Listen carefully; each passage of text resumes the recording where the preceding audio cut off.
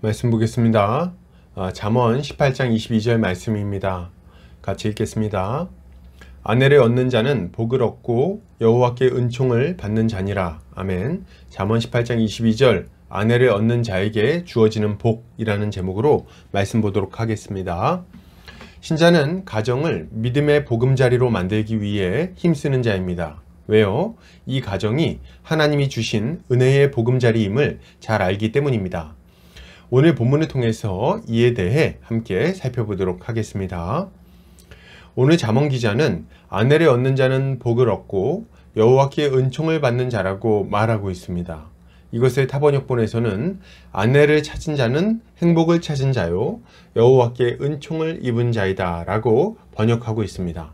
본문은 아내를 만나서 결혼하는 자는 복을 얻었고 은총을 입었다고 말하면서 결혼이 얼마나 복된 것인지를 알려주고 있습니다. 이것은 하나님의 일반 은총 안에서 가정을 이루는 것이 참으로 복된 일임을 알려주는 동시에 예수 그리스도 안에서 형제자매들과 한 몸 한 가족이 되는 것이 얼마나 복된 일인지를 잘 알려주고 있는 말씀입니다. 먼저 본문은 아내를 얻는 자는 복을 얻고 여호와께 은총을 받은 자라고 말하고 있습니다. 이것은 하나님 안에서 믿음의 가정을 이루는 것이 얼마나 복된 일인지를 보여주는 표현이에요. 창세기에는 최초의 가정이 얼마나 복된 모습이었는지가 잘 나타나고 있습니다. 하나님은 아담이 독처하는 것을 좋지 않게 여기셨어요. 그래서 그를 위하여 돕는 배필을 짓겠다고 마음먹으십니다. 그리고 하나님은 아담을 깊이 잠들게 하신 후에 그의 갈빗대 하나를 취하셔서 돕는 배필인 여자를 만드십니다. 아담이 일어나자 하나님은 그에게로 여자를 데리고 오시죠. 아담의 반응이 뭐였습니까? 아담은 여자를 보고 이는 내 뼈 중에 뼈요 살 중에 살이라고 부릅니다. 이것은 아담이 여자를 봤을 때 자신과 다른 어떤 별개의 존재로 보지 않고 자신과 하나 된 존재, 한 몸 된 존재로 봤다는 것을 잘 보여주는 표현이에요. 이후에 아담과 그의 아내는 한 몸을 이루어서 함께 사명을 감당하며 복된 삶을 영위해 나갑니다. 이것은 우리가 믿음의 가정을 이루었을 때 누리게 될 복된 삶을 잘 보여주고 있습니다. 우리가 믿음의 가정을 이루기 전에는 혼자 살아갈 수밖에 없었죠. 모든 일을 혼자 결정하고 혼자 책임지고 혼자 감내하며 살았습니다. 이것이 얼마나 외롭고 힘든 삶입니까? 그런데 가정을 이룬 후에는 이제 달라지는 거예요. 이제 우리는 한 몸 된 배우자와 함께 인생을 함께 살아가기 시작합니다. 이제 외로운 시절은 지나가고 서로 사랑하며 살아가는 복된 날이 시작되는 거예요. 어려운 일이 있으면 서로 위로하고 힘든 일이 있으면 서로 의지합니다. 슬픈 일이 있으면 함께 울고 기쁜 일이 있으면 함께 기뻐하는 거죠. 하나님이 맡기신 사명도 이제는 혼자 감당하지 않습니다. 돕는 배필인 배우자와 함께 주님이 맡기신 일을 성실하게 감당하며 주님께 드릴 좋은 열매를 함께 맺어 나가는 거예요. 그렇죠. 혼자서는 하지 못할 일도 함께 하니까 할 수 있는 것입니다. 또한 무엇보다 큰 기쁨은 이렇게 이룬 가정에서 사랑스러운 아이가 태어나는 것입니다. 둘만 있어도 참 행복했는데 이제 아이가 태어나면 어때요? 그 기쁨은 배가 되는 거죠.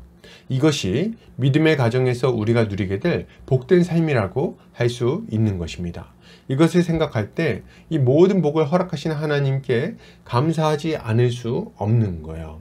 그런데 여러분, 이것은 처음 결혼하는 가정에만 해당되는 이야기는 아닐 것입니다. 우리가 예수를 믿고 난 이후에 우리의 가정 안에서 일어나는 일이기도 하기 때문입니다. 이전에는 결혼을 했어도 다투고 미워하고 원망하는 관계에 불과했어요. 서로 책임을 미루다가 싸움을 반복하는 그런 관계였던 거죠. 처음에는 죽고 못 살 것처럼 막 그렇게 좋아했지만 시간이 지나 서로 나이가 들고 나니까 이런 감정도 사그라들었습니다. 설레임은 사라지고 지긋지긋한 일상만 남아버린 거예요. 그러나 이런 가정도 예수가 다스리기 시작하시면 달라집니다. 예수를 믿고 그의 통치가 우리의 가정 가운데 시작되면 모든 것이 새로워져요. 서로를 미워하고 원망하던 마음을 회개하게 됩니다. 서로를 용서하고 용납하게 되죠. 상대방을 탓하기보다는 나 자신이 변화되려고 노력하게 되는 것입니다. 표현하지 않던 애틋한 마음도 표현하게 되고 대화로 다툼을 해결하는 법도 배우게 됩니다. 어려움과 고비가 없는 것은 아니지만 조금씩 좋아져요. 점차 진실로 하나 되어 함께 살아가는 믿음의 가정을 이루게 되는 것입니다. 그리고 서로를 돕는 배필이 되어 함께 사명을 감당하며 살아가는 거죠. 이것이 하나님이 우리에게 부어주시는, 믿는 자에게 부어주시는 은혜라고 할 수 있는 것입니다. 여기에 더해서 이것은 예수 그리스도 안에서 한 몸 한 가족 된 교회가 얼마나 복된 공동체인지를 알려주는 교훈이기도 합니다. 우리는 예수를 믿을 때 하나님을 아버지로 둔 한 가족이 됩니다. 예수 그리스도를 우리의 남편으로 삼고 우리는 그의 돕는 배필이 되어 함께 살아가게 된다는 거예요. 그래서 우리는 하나님의 다스림 가운데, 머리 대신 예수 그리스도의 다스림 가운데 살아가게 됩니다. 아담과 그의 아내의 관계는 한 가정의 모습을 보여주기도 하지만 동시에 아담과 하와로 대표되는 인류의 원래 관계가 얼마나 복된 모습이었는지를 보여주는 것이기도 합니다. 이것은 아담의 타락으로 인해 무너져 버렸지만 예수 그리스도 안에서 다시 회복되었어요. 그리고 그 회복된 인류의 모습이 바로 교회인 것입니다. 교회는 서로 진실로 사랑으로 하나 되어 함께 살아갑니다. 좋은 날이나 슬픈 날이나 서로를 의지하여 함께 살아가는 거죠.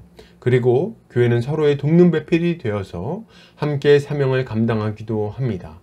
혼자서 할 수 없는 일들을 함께 감당하며 열매를 맺어 나간다는 거예요. 그리고 한 마음으로 복음을 전해서 믿지 않던 자들이 새 생명을 얻어 주님께로 나아오게 만드는 것입니다. 참으로 감사하지 않습니까? 이것이 하나님께서 우리에게 주신 은혜라고 할 수 있는 것입니다.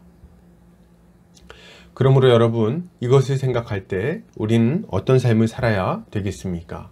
우리는 믿음의 가정을 이루기 위해 노력해야 되겠습니다. 가정이 없다면 믿음의 가정을 이룰 수 있도록 준비를 해야 되겠어요. 그리고 가정이 있다면 우리의 가정이 하나님의 다스림을 받으며 살아가도록 노력해야 할 것입니다. 그리고 성령 안에서 참된 가족이 된 형제 자매와 함께 교회를 온전히 세우기 위해 힘써야 할 것입니다. 이것이 우리가 가져야 할 마땅한 모습인 것입니다. 결론을 드립니다. 여러분, 믿음의 가정을 주신 하나님께 감사합시다. 그리고 믿음의 가정을 이루기 위해 힘씁시다. 교회를 세우기 위해 힘씁시다.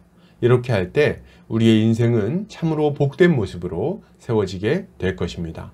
오늘도 주님의 은혜로 승리하는 성도님들 되시기를 주의 이름으로 축복합니다.